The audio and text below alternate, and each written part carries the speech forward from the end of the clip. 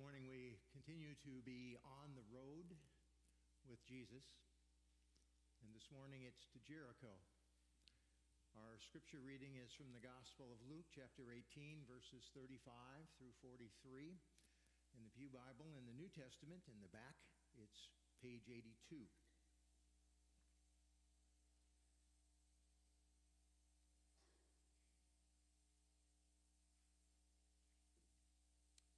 As he approached Jericho, a blind man was sitting by the roadside begging. When he heard a crowd going by, he asked what was happening. They told him, Jesus of Nazareth is passing by. Then he shouted, Jesus, Son of David, have mercy on me. Those who were in front sternly ordered him to be quiet. But he shouted even more loudly, Son of David, have mercy on me. Jesus stood still and ordered the man to be brought to him. And when he came near, he asked him, what do you want me to do for you? He said, Lord, let me see again. Jesus said to him, receive your sight. Your faith has saved you. Immediately, he regained his sight and followed him, glorifying God. And all the people, when they saw it, praised God.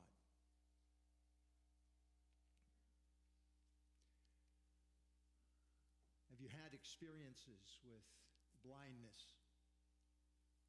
Not being able to see as well as you would like, or having friends, family, or loved ones?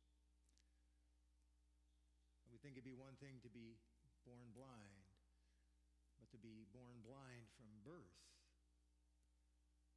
would seem impossible. If you had to lose one sense, what would you lose? What would you give up if you had your choice? My first experience with blindness was at the first nursing home of which I was the administrator, Western Minnesota. Her name was Marie Lay. She was 65 years old, and she was born blind.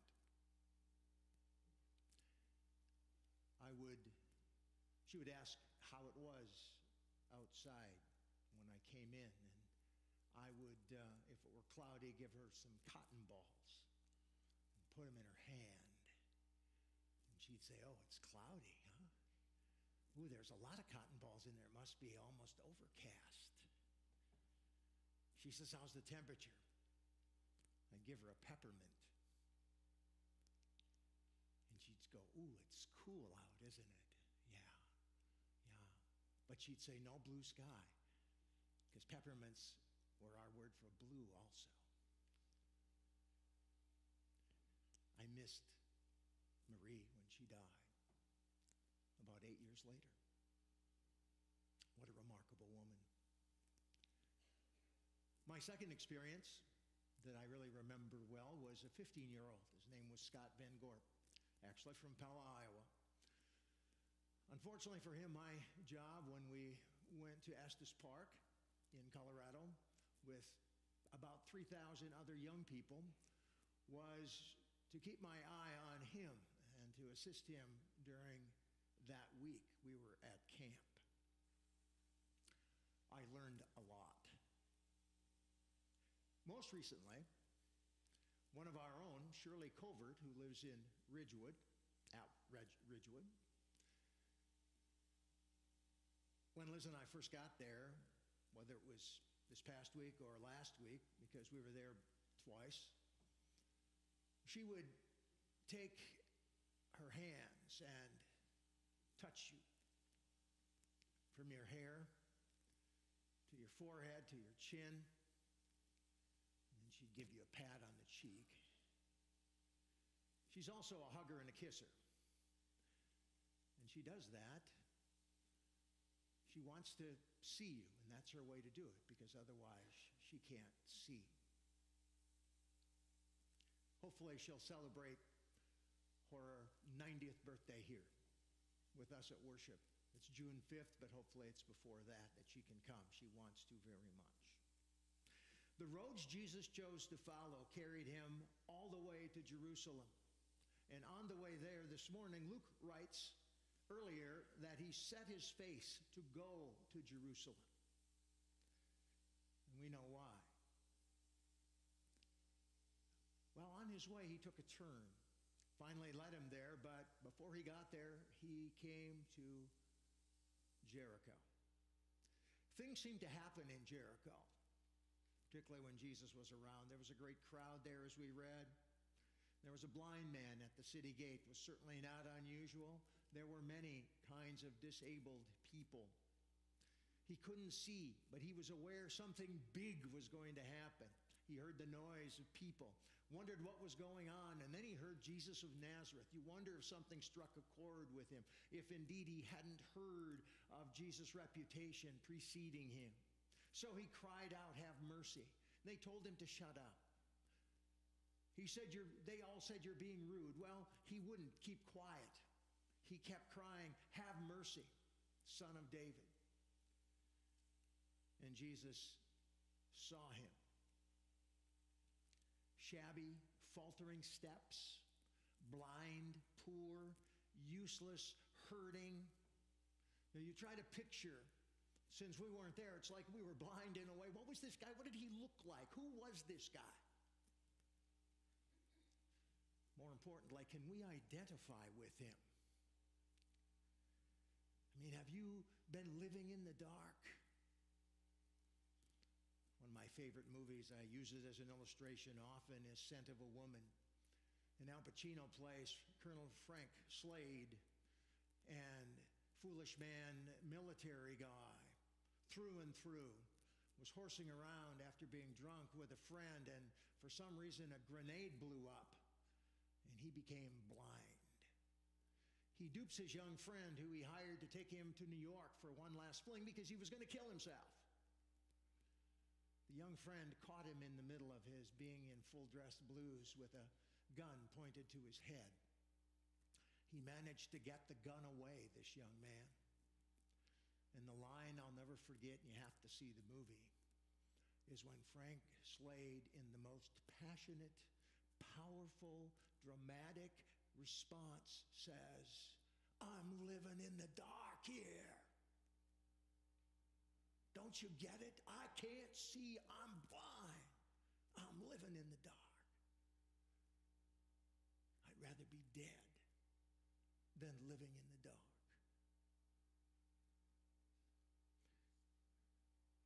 I'll always remember that. I want us to remember this blind man. I want us to remember, all of us, just who it is he was.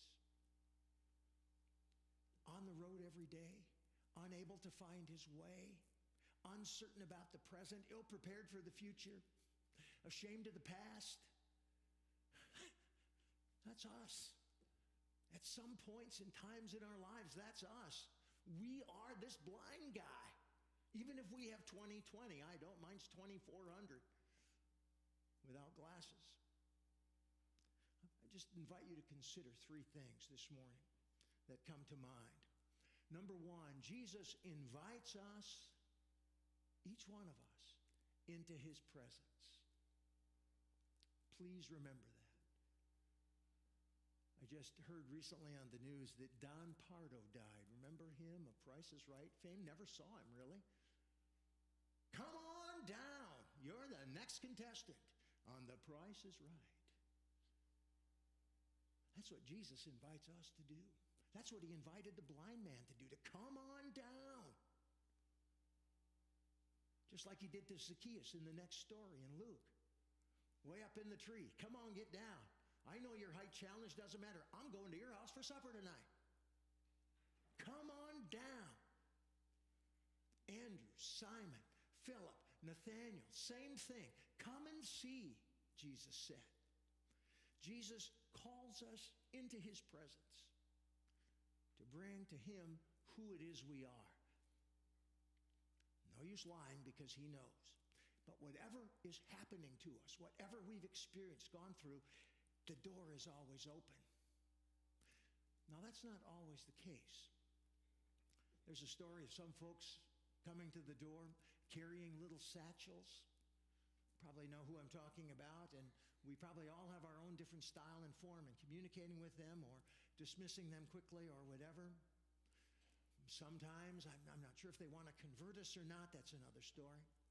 But there was a neighbor who had that problem, and his neighbor said, I have a way of solving that where you can get rid of people with those satchels very quickly from your home. Invite them in right away. Take them right to the fireplace. Put up the big red, white, and blue American flag and say the Pledge of Allegiance with them. They don't like that. They don't believe in that, and they'll leave. Well, it was about a week later, and sure as the world, the neighbor got someone. It was a lady. Sometimes it's two. This was one lady with a satchel. He remembered what his neighbor said, invited her in. With his wife, he brought her along, stood him by the mantle. Flag was up, and they said the Pledge of Allegiance. After which the woman said, I've been selling Avon products for 30 years. And I've never had anyone say that to me before.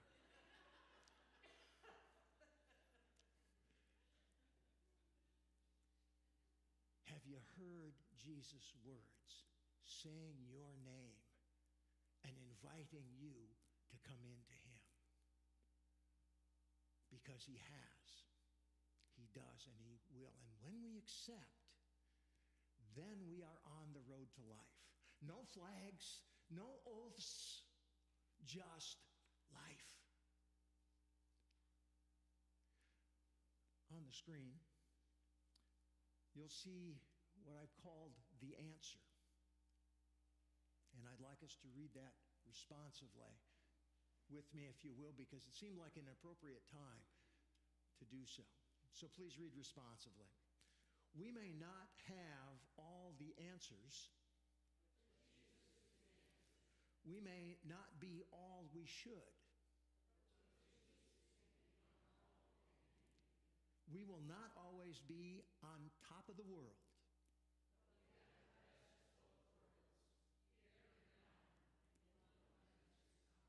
We will not always be right. We will lose our way at times.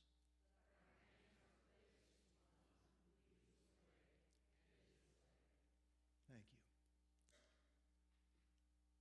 There was one a long time ago who was lost for about 3 weeks in the woods. His name was the famous Daniel Boone. And when he got back out, his friends were worried about him. They asked if he was lost. And he said, no, I was just a mite bewildered for a while. I remember being in Cub Scouts. Since I've been involved with them, my memories of Cub Scouts are coming back. And we were walking in the woods, our troop, one time. And it seemed like a long time, and it seemed like forever since we saw any other form of human life except our scout leader and my fellow Cubs. Finally, a couple came by walking through the woods the other way and asked us if we were lost, and I remember it very clearly. One of my friends said, we really don't know where we are, but we're not lost. And I said, I know we're not lost because my scout leader is my Uncle Walter, and he knows the way home. When we're with Jesus, we find the way. When we're with Jesus, because he knows the way, and he invites us to come. Jesus invites us into his presence. Secondly, Jesus meets us, at least this has been my experience, in the place where we hurt the most. Notice where Jesus met the blind man, right at his need. And then he asks him, just to make sure, what is it that you want? In other words, what's our need? Where does it hurt? What's the problem? If there's a great hurt in your life, if there's a small hurt that's been irritating you for years, a great burden we bear, whatever. You're not alone in your struggle. Christ will meet you at the place where you hurt. When I first got out of seminary, the first church I had, one of our presbytery meetings, we were introduced to a young woman, a seminary student, who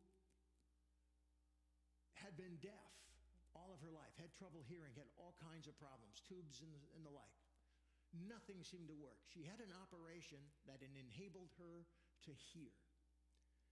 And after her testimony at a question and answer, we asked her, what was it like for you to hear for the first time? And she said one word: noisy. It was noisy. If it's noisy, if there's too much going on in your life, Jesus can meet you in the middle. We heard that as a great testimony from this seminary student that I still, to this day, remember. I remember going to the movies, and that's hard for me to do because I think I've gone to 2 movies in a movie theater in the last 20 years. But I remember being at one of the movies about Jesus. It was this time of the year, and it was there are so many great movies that have been made about Jesus and his life, and this was the one where right at that moment they were pounding the nails. Jesus was on the cross, and there was a couple in front of us that I'm presuming had come in late, kind of caught the end and then started up again to see the rest of the movie. Well, they got to this point, and one of them said to the other, "Let's go, because this is the place where we came in." Even then, I was a layperson at the time. I wasn't in ministry yet, but I wanted to preach a little bit there. I wanted to say, amen, brother and sister. You're exactly right. That's why Jesus came. If you must go, yes, go to Jesus. Yes, this is where you came in. This is where he came in, and this is where he'll meet you, exactly where it is you are. I didn't say that, but I thought it. Jesus meets us where we are. One of the great songs from Wayne Watson. He wrote, "A friend of the wounded heart." Jesus meets you where you are. All the love that you're longing for is Jesus, the friend of the wounded heart. The blind man in the story was given sight. We could say, in a way, he was given new eyes. Not only does Jesus invite us into his presence, not only does he meet us in the place where we hurt the most, but he gives us new vision. Bartimaeus not only got his eyesight, he got to become a follower of Jesus because that's what he chose to do. I mean, it's subtle, but I believe that's important for us to see.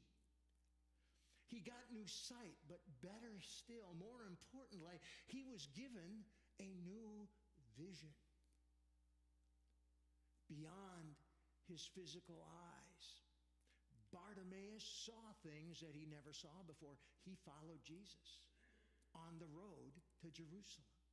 And then your imagination goes wild, wondering what he experiences, what he thought, what he said, what he conveyed to those after he saw the nails being pounded into his hands and feet and hearing what it is he had to say. When we have that same experience, and we can, we will have a new vision. One of my favorite hymns is "Turn Your Eyes Upon Jesus." We're going to sing that at the close as our prayer of the message here this morning. Look full in his wonderful face, and the things of this world will grow strangely dim in the light of his glory and grace. Some things grow dim. Some things become more clear. How are you doing on that? Are you seeing more clearly today than this time last year? We will see, if we dare to look, more clearly at the person that God created you to become. In a small town, there were 5 people who operated bakeries. And actually, they were all on the same street. Sounds like Pella, Iowa, doesn't it? It wasn't Pella. I think they only have 2, maybe 3 now. But the first guy in this town put up a sign that said Best Donuts in town. Well, not to be outdone, the second guy put up a sign, Best Donuts in the state. Next guy put up a sign, Best Donuts in the country. The fourth, Best Donuts in the world. The fifth couple, the last bakers, put up a sign, Best Donuts on this street.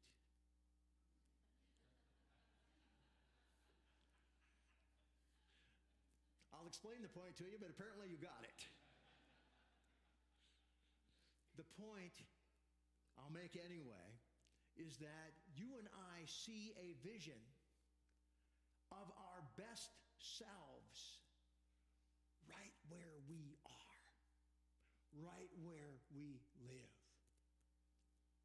We rejoice for whatever, let's say, is going on in Pella. We don't live in Pella. We live here.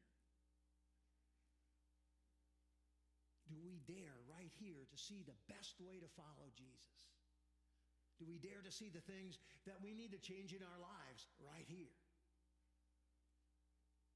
Do we dare to accept the call to change the world right where we live? This is our world. I haven't heard it much lately, but I know it's still out there. Look what the world is coming to. Don't you still hear that from time to time, perhaps? If we see Christ, and that's all we see, we can say, look what has come to the world. This has happened to me. If we only see problems, it's very easy to give up. When we see Christ, we are given life. We are given new life. That's vision. If we only see our shadows, we spend time in the dark. I'm in the dark here. If you see Christ, the light of the world will give us vision. In that same nursing home I worked at in Wilmer, Minnesota, western Minnesota, there was one man, his name was Art, and every day he would greet me about 7 o'clock when I got to work. And I would greet him back and say, "How you doing?" And he'd always say, "I'm doing fine. Except for these old eyes of mine." I can picture him to this day, these old eyes of mine. And he'd had problems with his sight for a long, long time. After several months of going to a doctor, a specialist, he had cataracts removed. And on his last visit to the doctor, I remember seeing it the day he returned. The doctor had a little bottle and put his cataracts in there. Not Cadillacs, not a car. It was the things that came out of his eyes. And he said to him, "Art, this is what kept you from seeing." And of course, Art just went on and on. "Oh, thank you for giving me my sight back. Thank you for the new set of eyes," he called them. "This is a new set of eyes. I'm glad I don't have my old eyes anymore. I now will see things I've never seen before." And he did. And so can we. If not before, make this the day. That's the kind of vision Jesus wants to give us. New eyes. When poet Robert Louis Stevenson was a boy, he was being cared for by his sitter one evening, and just as the sun was going down, he looked out and he saw the lamplighter coming down the street, lighting the street lamps. He called out to the sitter and he said to her, "Look, there's a man out there punching holes in the darkness." That's Jesus. That's what Jesus does. And he's ready to punch the darkness out of your life. And you know what? If that darkness persists, he'll be with us through all of it. And we'll see things like we never saw before. And you and I will receive vision and light of his life. And he will continue to help us find the way